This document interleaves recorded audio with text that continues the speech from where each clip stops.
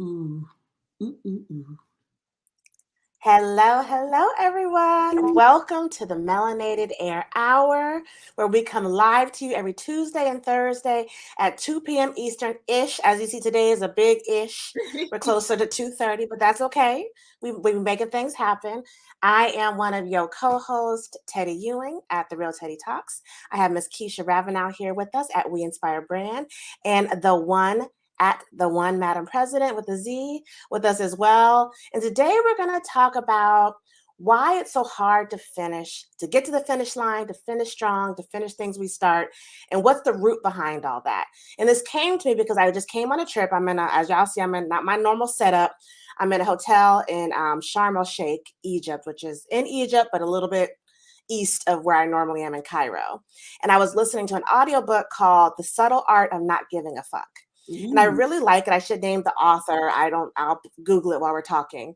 And he basically is just stating that the reason people don't do things, they have too high of expectations for themselves, and they're comparing themselves to unrealistic goals and unrealistic things like social media, and how we see only the extraordinary. The news tells you the weird outliers. The news doesn't tell you what is really happening to the average person. They tell you what's happening to this 1.111% of somebody and not the other 99%. Yeah. So today we're going to talk about how we can finish strong, how we've struggled with finishing in the past, and what we can do to be better in the future. But before we do that, we have an amazing, fantastic, glorious announcement. I'm going to let Miss Keisha Ravenell tell us what she has to tell us. Y'all better sit tight and listen. Go on, Miss Keisha. Tell us what's going on. So over the weekend, I got engaged. Yay! Yes. So as you ladies know, if you're just tuning in, to the Melanated Air show, you may not know, but we did meet at the All Black National Convention. And it was just up from there, So I did have a lot of coaching from you ladies, from the ladies of Melanated Air. They was like, girl, when a man knows, he knows. So you better just go with it. Cause I was getting scared in the beginning. I was like, whoa, what is this? Why is it moving so fast? And it was just amazing. I checked in with you guys. I checked in with my brothers who are married, and they were just like, Keisha, you met a real man. I'm telling you. So from there, I got the green light, and I was just all in, So, and the amazing is just the connection is just amazing, So it was great. He actually flew in just to propose to me. So he lives in Arizona. I love it. And he flew in just to propose to me. So we're taking pictures and stuff. He was like, I just got to get a little bit of rest because I'm flying out. I have to be to the airport at 7. So mind you, it was already 1:00 in the morning. I'm like, what? You got to be at the airport at 7? I thought you were staying. He was like, no, I just flew here to propose to you. I was like, what? Yes. That is beautiful. That is love at its best. Black love at its best. I love Black love. And he gathered all of our family, all of my friends, so they were there, and it was just a beautiful, beautiful moment. And I'm so excited about taking this life's journey with him, and I'm over the moon. I really am. He makes me so happy. Absolutely. I love that. I mean, and on the subject of finishing what you start, he knew from the beginning that he wanted Miss Keisha Ravenell. He went after you at full speed, and he did not put the brakes on, the neutral speed. Even when you were getting scared, he kept moving forward, and you got on board to where he is. Yep. So was he scared to get to the finish line? I don't think he was scared to get to the finish line at all. I think it was more so me, but I don't think he was scared to. And he told me in the beginning, he was just like, I'm not here to pressure you to do anything. You move at your own pace. He was like, but I'm confident enough as a man to know who I am and what I want, and I'm not gonna bend to that just because you may feel differently, you know. And he was like, if you do, if Right. you decide that you don't want to move forward with me, that's okay, you know, but I'm not, you know, gonna just like, well, I don't want to make him seem like, but he was just like, yeah, like this is what it is. Like, so if you're not with it, then fine. But if you're with it, I'm on board and we're gonna do this. So Mhm. I got with it. I didn't get And lost. what about your past? What about your past made you apprehensive or scared of the speed at which he was moving? So it's so funny because remember I told you I spoke to two of my brothers who are married. One of them, he said, you know, you're not, he's like, you're scared because you're not used to dealing with real men who know what they want. And he was like, when a Mm. man, like you lady said, when a man knows what he wants, he's gonna move forward, he's gonna pursue it because he doesn't want anything else coming along and jeopardizing that. So for me, like I've mentioned before, like I was in an engagement. We were together on and off for 12 years and it didn't work out.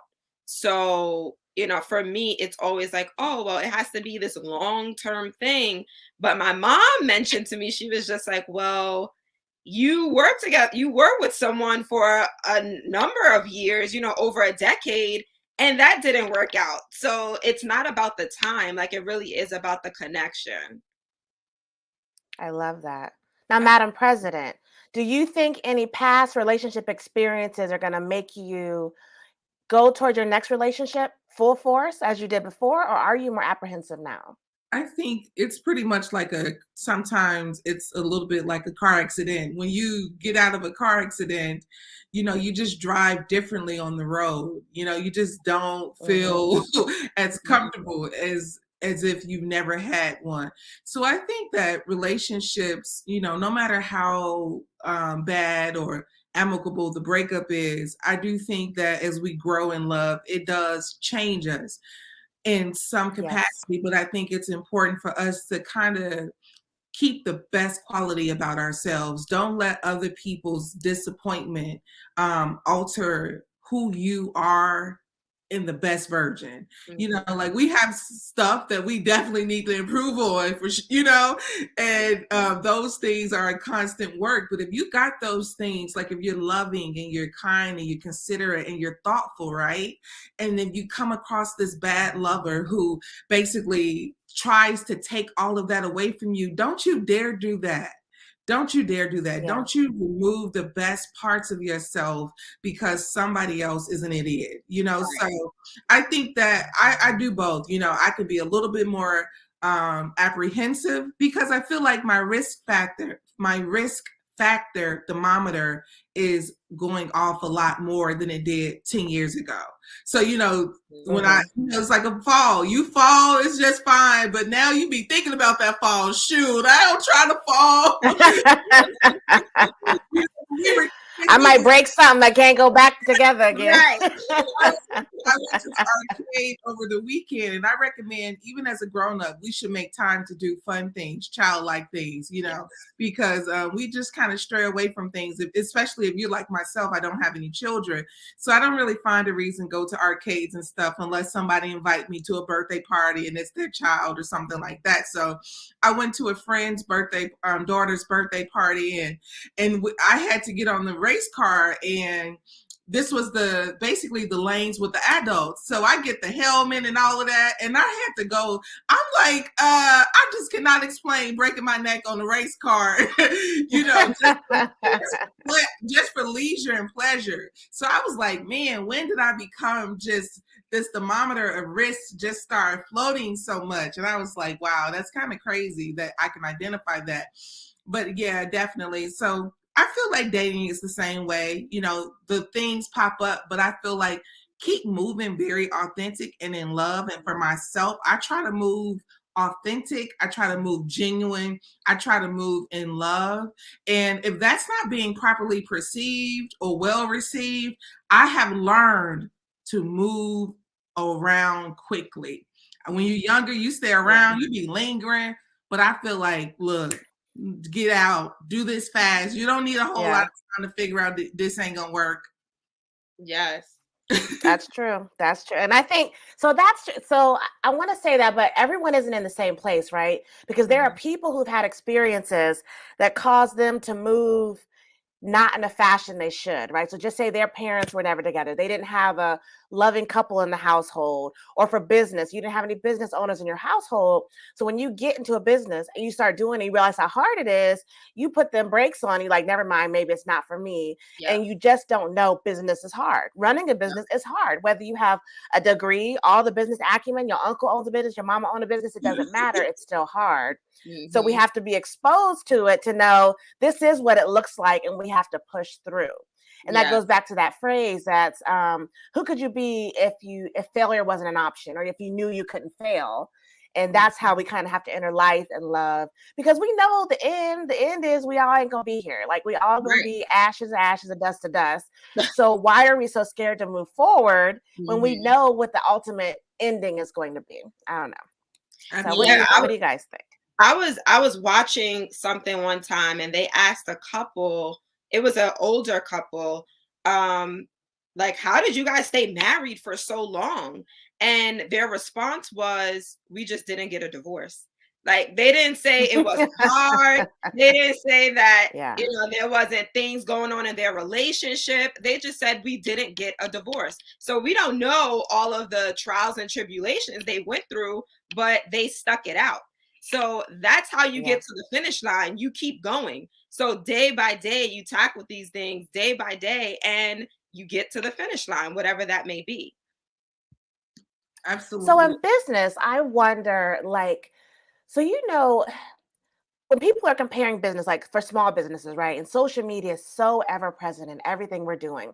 And you know how people get to talking and they'll name somebody that had like astronomical success, like some guy named PewDiePie on YouTube, or they'll talk about Cardi B and her musical success, right? Like, that's what you want to call it, right? And they're always want to use that example, like, see, if they do it, you can do it. But is there really a recipe to success? Do you guys believe that if you follow a strict recipe, if you be like Cardi B, you get your mindset on something, you go after the execs and have your reality show, then you parlay with the industry and you get your record deal, that someone can rinse and repeat the same thing and become who these people are? The thing is, though, it's like, you are not Cardi B. You are not Beyonce. You are you, right? So I am Keisha Ravenell, and nobody else is Keisha Ravenell. So I think people have to understand that as well. Like, you have to find what your own secret sauce is, and not try to follow who everybody else is, and not try to do what everybody else is doing. So if you know, or you followed Cardi B, or you know her story, Cardi B is authentic to who she is, right? She's unapologetically her. So I think by you being unapologetically you, that is how you can get to the finish line. That is how you can move forward. And in addition, you don't know what these people are doing in these industries to get to where they are either. So that's a whole nother story. Absolutely. Yes. It actually makes me cringe to hear people say, if this person do it, you can do it. Now, mind you, we all have a personal fingerprint, right? Our fingerprint is so distinctive that no one else can have it identical. Even identical twins don't have the same fingerprint. And sometimes I believe you have to keep that in mind on life's journey. Nobody has an identical journey, everything. So you be walking around under the impression like, if she did it, I can do it. Well, guess what? Is she going through grief like you? Is she fatherless like you? Did she have, is she experiencing life? Is the same exact opportunities? But I will say this, all of the gains, I was just saying this earlier today, I was talking to a friend who I consider to be just a very dear friend of mine. And I was sharing with him, I said, what I'm learning is all of life's gains is hard work. It's work. Like, there's this idea that it's coming easy. often. And Yes. guess what? It is not coming easy. I don't care what it is. It's not coming easy. And I think that's where a lot of people kind of fall short is the effort is there. The thought is there, but you wasn't prepared for the difficulty. And the difficulty is making you stop. The difficulty is making you change your mind. But if you want it, it's not coming easy because, in the words of so many, and I think there's this video with Denzel that's going around. If it was easy, everybody would be doing it. Everybody would do it. Yes. Yes. Yeah. And I think that's you hit the nail on the head, Madam President. You too, Keisha. It's anything worth having is not going to be easy. Marriage is not easy. When you get into, I saw a clip today and it was Kim Kardashian posted when she started having doubts about Kanye, and it was about a Band-Aid. He wanted her to find him a Band-Aid. She got him a Band-Aid, but he wanted a neutral skin color for him Band-Aid. So he was going to have her send her on this wild goose chase around the house. And she was like, I'm just not doing it. I'm not. And then she was talking to her sister, Chloe, who was like, but if that's what really was going to make him happy, then why can't you just get him the Band-Aid? And it's little things like that that's in our lives constantly, consistently. Like to some people, things are a big deal and to others are not. But if that is your mate, that is your love, then sometimes you just got to find the damn Band-Aid. Even if it takes you 20 minutes or you got to send somebody out, they got money, send somebody to the store to go get this boy Band-Aid. Now, he may be neurotic and he may have a lot of other stuff going on as an example, but if that's important to him, then it needs to be important to you. And just like your business, running a business is not easy. That way everybody would do it and they'd be successful. And we don't get to the finish line because we quit too early, because we don't realize it's going to be hard. So we don't know it's going to be hard. Then when we meet adversity, we don't know what the hell to do. So we just stop. Yeah, it's true. And we live in the age of instant gratification. Everything is at your fingertips. So I feel that in past generations, they understood patience, because a lot of things they had to be patient for. Whereas for us, if we want to know something, we Google it. If we want to, see our friend, we FaceTime them, right? We don't have to travel to see our friend, right? We pick up the phone, whatever, to talk to our friends. So everything is just instant, but business stayed the same. Relationships stayed the same. Like you still have to work for that. So I think that's what it is in this generation. We're so used to that instant gratification, that instant, whatever we want, we get it right now. That's not how business is. That's not how relationships are. Also, too, I agree, but I believe sometimes relationships.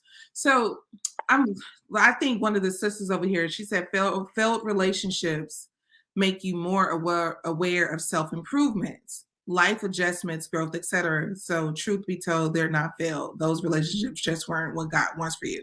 But I think about the self-improvements. So if you're dating somebody and you guys are together and you think about this person needs a Band-Aid and this Band-Aid is just kind of important to them. And I'm going to treat their ass just like my therapist treated me. What's underneath this thing that, is it just the Band-Aid? What else is happening?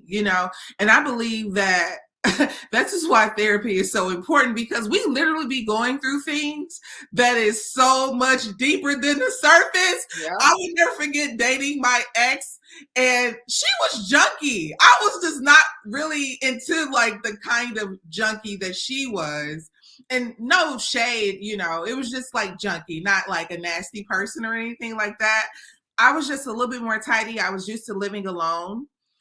All I know is one day I saw this red blow dryer and I was like, look here. It all came out. So I have a friend that I shared the red blow dryer story to. So every time I'm getting like, fuming, I'm going up in anger. My friend like, red blow dryer, huh? I'm like, yes, girl, red blow dryer. Wire hangers. That's what I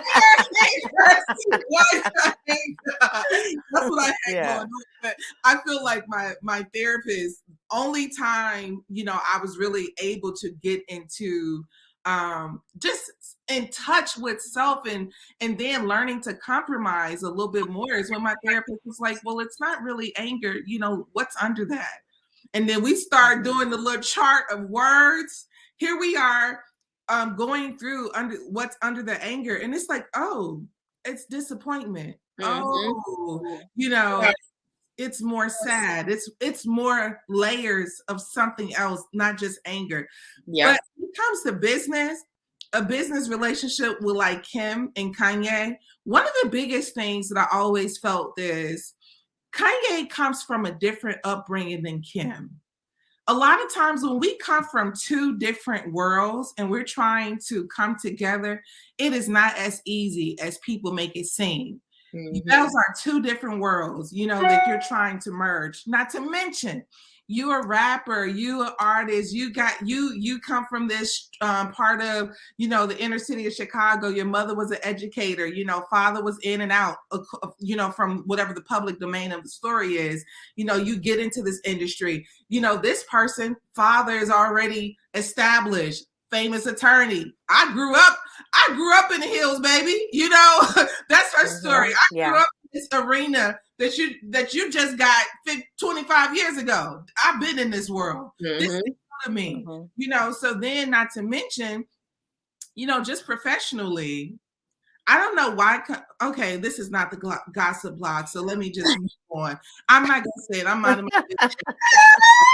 Something I saw was funny, so we can give the ladies and the gentlemen a good laugh. Somebody just posted a meme earlier today and said, "Somebody tell Kim and Kanye to take us out the group chat."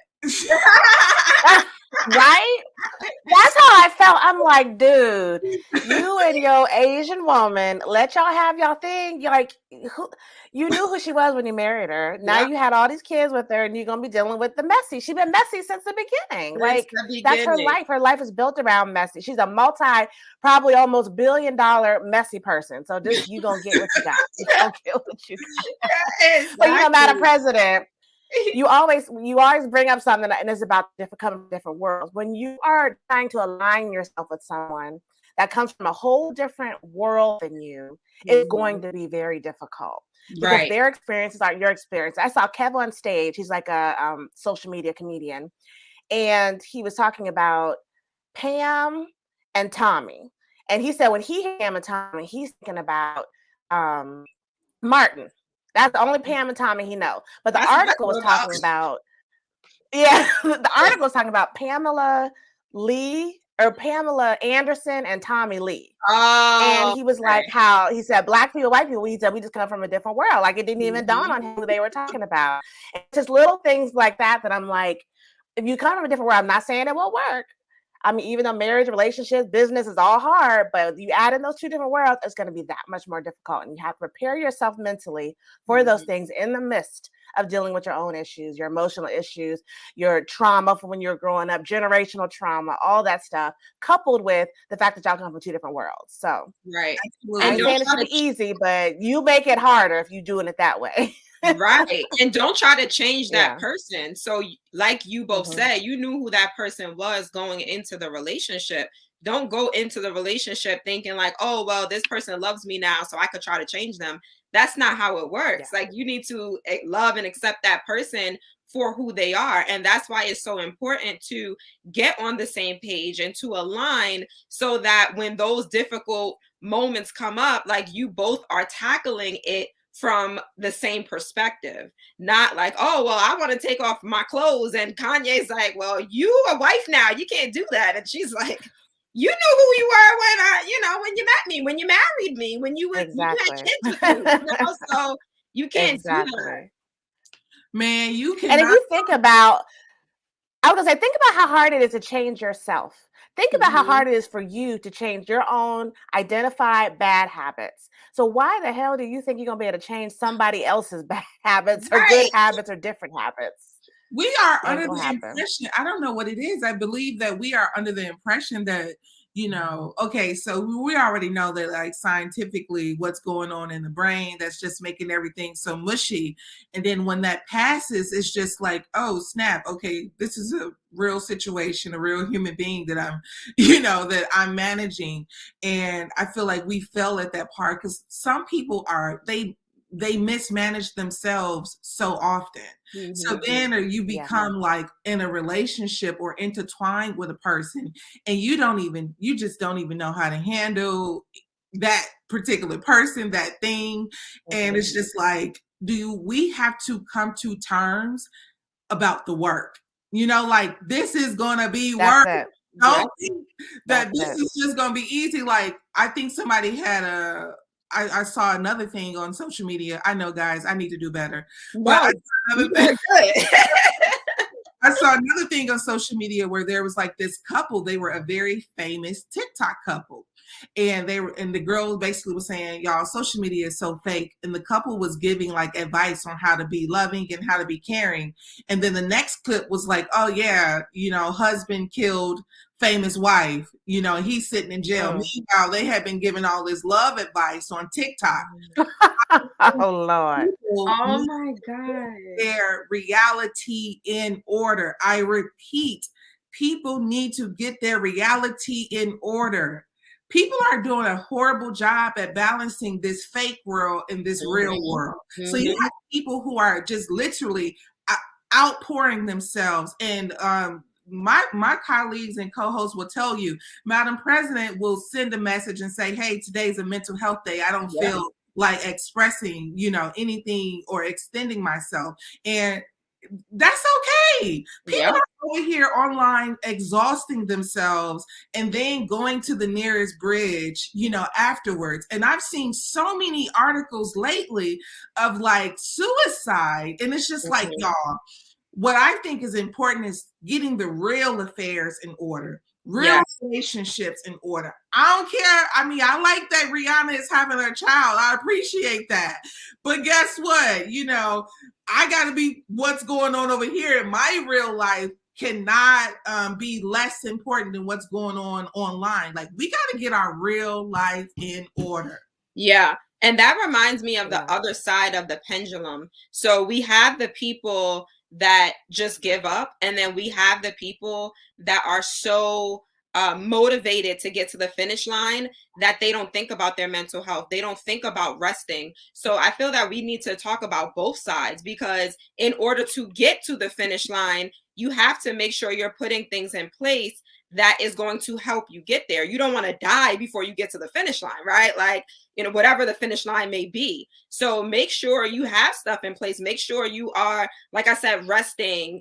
Madam President said earlier, you're doing things that are like playful, right? And bringing you back to your childhood, because all of these things are helping you, you know, develop character and build and pouring into you, making you happy, giving you peace. You need all of those things to get to the finish line. So it's not just, oh, I'm going to have money. Like, yay. Like, okay, but what about your peace? What about your happiness? What about your relationships? All of these things are important for you to have at that finish line. And you need to set realistic goals. Instead of saying, I'm going to lose 20 pounds, say, I'm going to work out so that I feel better. That's all. So if you start working out and you start feeling better, then you'll start doing it more. So you've not attached a number to it. You've not said, I'm going to work out 5, 7, 8 days a week. You haven't said any of that. You said, I want to start feeling better, and I'm going to do that through working out more or moving more, whatever it is. And you start with these baby steps. Then you're actually reaching finish lines constantly. I'm going to read for 15 minutes tonight. Who can't read in 15 minutes? I know it's hard sometimes. I'm not going to read a whole book. I'm not going to read a whole chapter. I'm going to read for 15 minutes. Whatever that leads us to, that is what's there. And it's so funny because I think it was you, Keisha, I might be wrong, but in our Melanated Air group, who posted the article about the young lady who committed suicide a couple weeks ago. I want to say Christy is her first or last name. I'm so ashamed I don't know what it was. Do you know her name? This is Miss America, right? She was Miss America? Yeah, Miss America, yeah. Yeah. Anyway, so they were talking about her mother had to make a statement that she was actually suffering from depression because people had all these conspiracy theories about her maybe not jumping off the building. But what made me so sad was it was Good Morning America giving this announcement and reading what the mother had said. And the very first thing that the reporter said was talking about this young lady. And then they said, she had such a promising career, or she showed so much promise. I'm like, this girl was already accomplished. She already made it. She was crowned Miss America. She was a lawyer. She had an MBA. She was a reporter on, I think, Entertainment News or Entertainment Tonight or something. So it's like, if she is still showing so much promise, what do us regular folk have to look forward to? If every step you make, if you become a lawyer, you get your law degree, you're a practicing attorney, and they're like, oh, you're showing so much promise. Like, when do we ever just make it? And that's the problem with the finish line. I don't even know if it exists because it keeps getting moved forward and forward. So if you're comparing yourself to people who they haven't even made it to the finish line according to big society, then we'll never get there. It keeps moving forward. So you have to set your own goals, because if you let society set them for you, you're never going to make it, because they're always going to have new rules, new lines, new everything to make it that much more difficult for you to feel good about yourself. That's right. And her name is Chesley. Is it? I'm not sure if it's Christ or Chesley Christ. Chris. I think it's Chris. That's it. Thank you for looking that up. I appreciate it. Also, Vonnie 392 asked what the topic is about, and we're just talking about making it to the finish line. Why we don't make it to the finish line, whatever that arbitrary goal is in business, life, relationships, emotional health, whatever it is. Why is it so hard to get to the finish line, and how we can combat that feeling? And I just want to say, you have to celebrate the small wins. So each small win can be the finish line for you. We're so focused on the big goal that we forget the small wins that actually get us to the big goal. So if you want to make $100,000 a year, it has to be some point where you're making, $10,000 a year or $50,000 a year. Celebrate that, because that is steps that's getting you to that bigger goal. So even for me, right? So, I announced that I recently got engaged over the weekend. I'm so excited. Yay! So like, before we got engaged, we were talking about marriage. We were talking about a wedding. And I told him, I said, I will not plan any wedding. I will not think about any wedding details until we are engaged.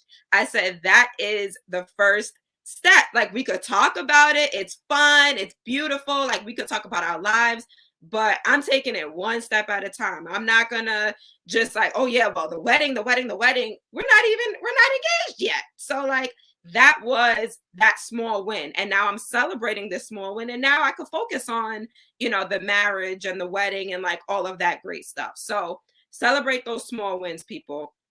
Thank you. Yes, I agree. The small wins are so important to the big wins.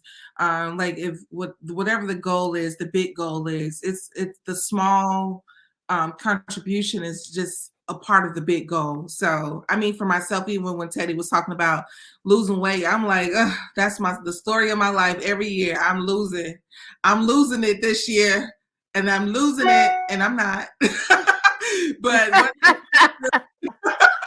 the one thing that I try to keep in mind is I try to keep my mind in order. That's number one. Try to keep my mind in order, and I try to control my intake, my sugar intake. Like, okay, you're not a kid. You can't be going around eating candy like you 11 years old, so those are the kind of steps that I'll take towards something big. And there's sometimes like some things you may want to do, and it is difficult. And I think one of the things about some goals is it's so big. It's not even like your mind can't even process the first step. Mm-hmm. And I also feel like I had to start forgiving myself for what I didn't know. Sometimes we look at people and we're like, they have this and they have that. How you gonna compare yourself to a person's situation and you didn't even know what an IRA was? And I had to forgive family for what they didn't know. I was going around thinking, I wish my grandparents, had owned their house. Well, guess what? They didn't. They didn't own it. They were renters, and maybe there was information that they didn't know, and maybe they didn't know how to budget and finance. But guess what? It can change. We are generational curse breakers around here. We are breaking generational curses. And one of the things that we are doing, me and some of my other friends, when we talk about this, we are literally going through a world and making better choices with more information than our parents and grandparents had access to. Do you think this is going to be an easy process? Absolutely not. Nope. Do you think it was going to be easy? Oh my God, no, it will not be easy. But we can do this with ease in reference to understanding that difficulty does happen, challenges does happen, and no doesn't mean never. And constantly putting yourself with people who are interested in seeing you overcome. A lot of times, our entire environment is so conducive to the nothingness. So it's going to be hard to get to the next place if our environment is not even supportive of our growth. So it's like I can just see, and I'm just going to pass the I'm gonna pass the mic. But I was thinking about Barack Obama and whether I agree with his political position or not. I was thinking about, I heard Dr. Boyce say this, he said before anybody saw Barack Obama as the president of the United States, he had to first see himself as that. So one of the things when I was watching a documentary about Barack Obama, and I think about people like him, I said, you have to have a strict life of discipline to reach those kind of heights. Some people can't handle it. Limelight, being squeaky clean, no hustle, no bustle. Even if your political stuff is all raunchy and all of that, I'm just talking about enough to get to, Senate, enough to get to president, and enough and so forth and so on. And so it was just kind of like fascinating that some people do have that mind. I went over to Tyler Perry Studios and the lot, 40 acres. And then, there's this big building. One building says the Dream Building. And then there's this, 8 stages plus of like sound stages. And then there's a lake on the property. And it's like, and I was on the property and I was like, this is crazy. Like, this is crazy that a person can have a dream this size. This is crazy, but here's the thing. If you got a dream that size, baby, like you have got to take yourself serious. Yeah. That's the only way it can happen. You've got to take yourself seriously. You have to figure, I remember I wanted to be a doctor for the longest. And then when I finally realized how much school and training was involved, I nixed it. I was like, I don't like school like that. I don't want to I don't want to do that. So I found something else I wanted to do. Like, you have to know what's entailed in you fulfilling the dream you want, and you can't live in la la land.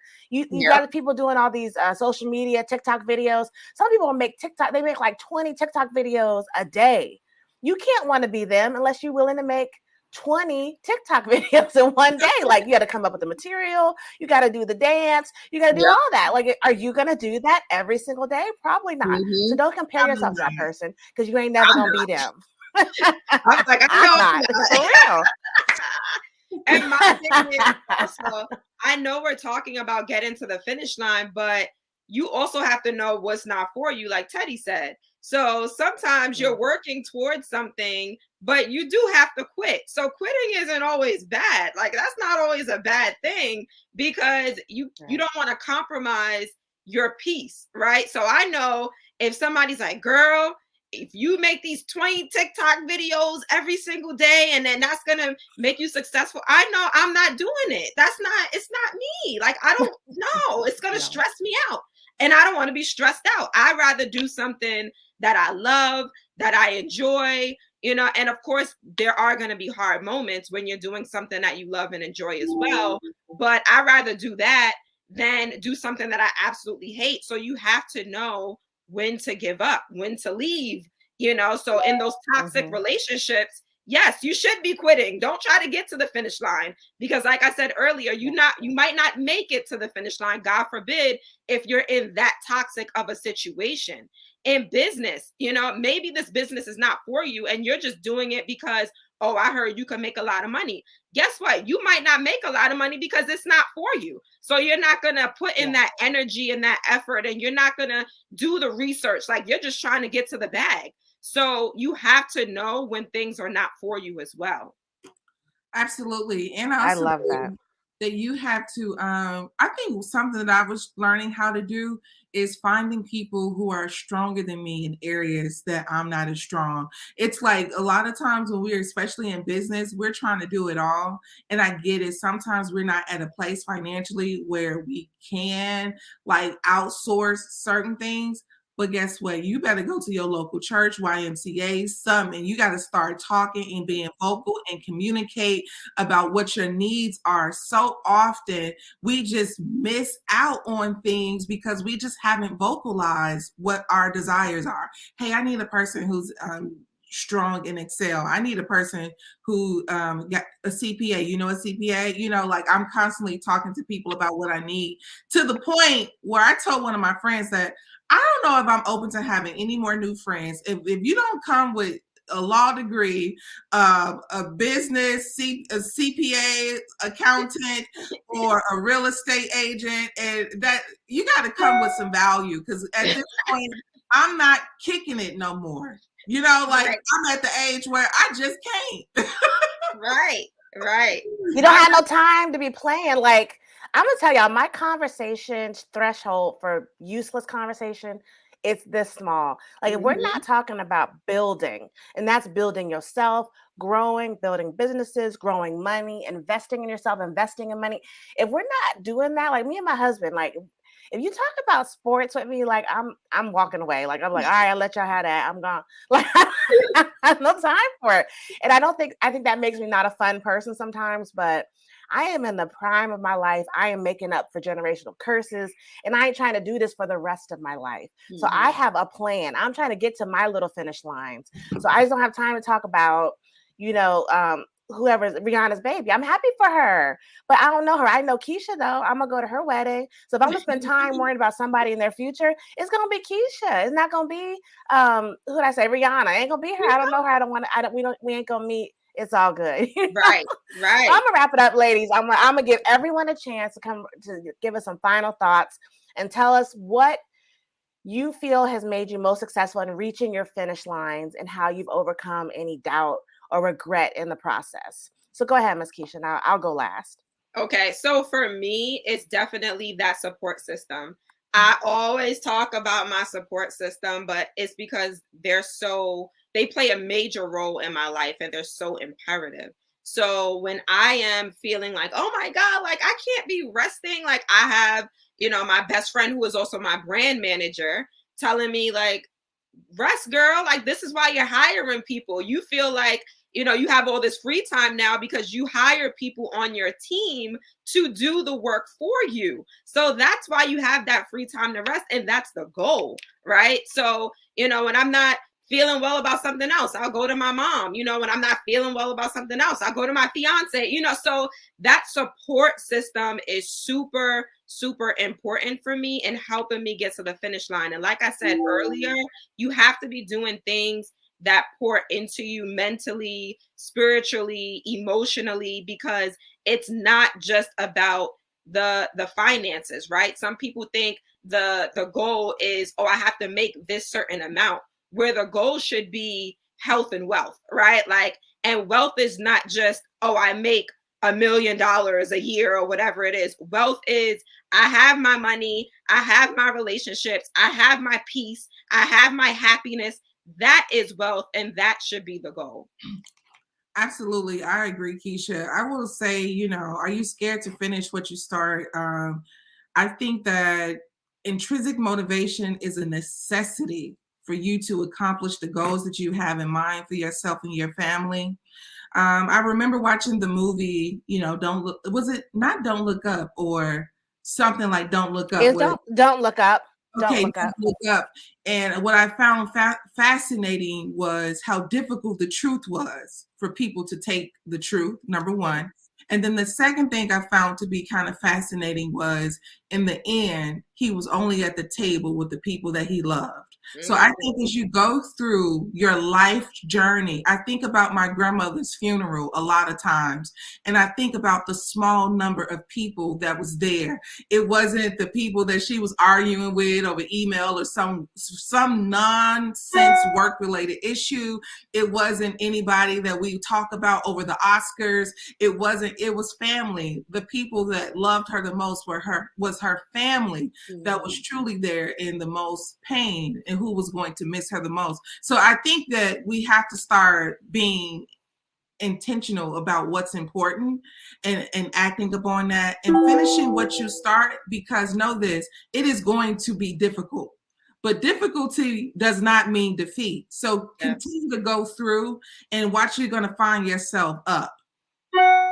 Love that. I love that. And I think you really hit it on the head, but I would end it by saying, when you are in those moments that you're scared and you can't make it to the finish line, ask yourself, is this even the race that I want to be running, right? And if that answer is yes, then I want you to close your eyes and look inward. I think anytime you feel adversity, you need to look inward and say, how can I make this better? How do I feel? Why am I here? Because think about what's important. Whatever matters at the end, think about your last moments. If you can envision your last moments on this earth, what is important to you? And focus on that throughout your life. And if you focus on that, I think we won't get caught up. We won't be scared of success or scared of failure or scared of whatever it is in the middle that you get scared of, because you'll know what's important: love, relationships, making an impact, leaving a legacy, leaving something after you're gone. Like, that's what really makes us thrive. And when you have those goals, then nothing is going to stop you, because that is what your goal is. And you feel it deep down inside. And it's not an outward feeling that's forcing you to do it. It's coming from the inside out. So always look inward, be your best self, and stop worrying about other people and what they're doing. And I think that'll take a lot of that trepidation and fear and things stopping you from reaching your greatness will be removed. So thank y'all all for being here, listening to our topic. Please do take the time to follow all of us ladies. It's normally 5 of us on varying days of the week, but we have Miss Keisha Ravenell at We Inspire Brand. We have Madam President at The One Madam President. I am Teddy Ewing at The Real Teddy Talks. And our other 2 co-hosts is LaNée Javet at I Am LaNée Javet, and Faye Bishop at Miss Faye Bishop. Please go to our YouTube channel, subscribe, Melanated Air, like, follow us, and you will catch us again on Thursday, 2 p.m. Eastern-ish. Be blessed, be Black, and be one. Love y'all. See you next time. I just popped on my Instagram live, guys, so I'm going to